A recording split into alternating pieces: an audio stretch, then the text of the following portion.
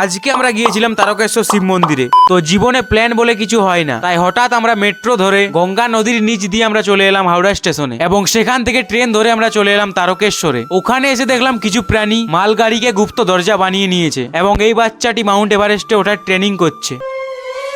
এটা হলো উপর থেকে প্ল্যাটফর্মের দৃশ্য। এবারে চলো যাওয়া যাক মন্দিরে। আর তোমরা এখানের ভিড় দেখতেই পাচ্ছ। তো ওখান থেকে আমরা টোটোর সাহায্য নিয়ে মন্দির যাওয়ার জন্য রওনা দিলাম, এবং কিছুক্ষণ পরেই আমরা পৌঁছে গেলাম মন্দিরের সামনে। ওখানে গিয়ে আমরা শম্ভু ভবনে প্রবেশ করলাম। জুতো খুলে হাত পা ধোয়ার পর প্রসাদ নিয়ে মন্দিরের দিকে এগিয়ে চললাম। একটু হাঁটার পর আমরা মন্দিরের দর্শন পেলাম, এবং অবশেষে চলে এলাম আমরা মন্দিরে। সেখানে ভিডিও করা বারণ ছিল, তাই করলাম না। এবং পুজো দেওয়ার পর বাবার দর্শন করে ধূপ জ্বালিয়ে ঘন্টা বাজিয়ে চলে এলাম পাশের একটি হনুমান মন্দিরে। ওখানে খেলাম খিচুড়ি। তারপর আবার চলে এলাম শম্ভু ভবনে। ওখানে গিয়ে আবার মোজা জুতো পরিধান করলাম, এবং রুমে আসার উদ্দেশ্যে বেরিয়ে পড়লাম। ট্রেনের সাহায্য নিয়ে আমরা চলে এলাম কন্যগড়ে, এবং সেখান থেকে গঙ্গা নদীর ওপরে হয়ে আমরা চলে এলাম সোদপুরে।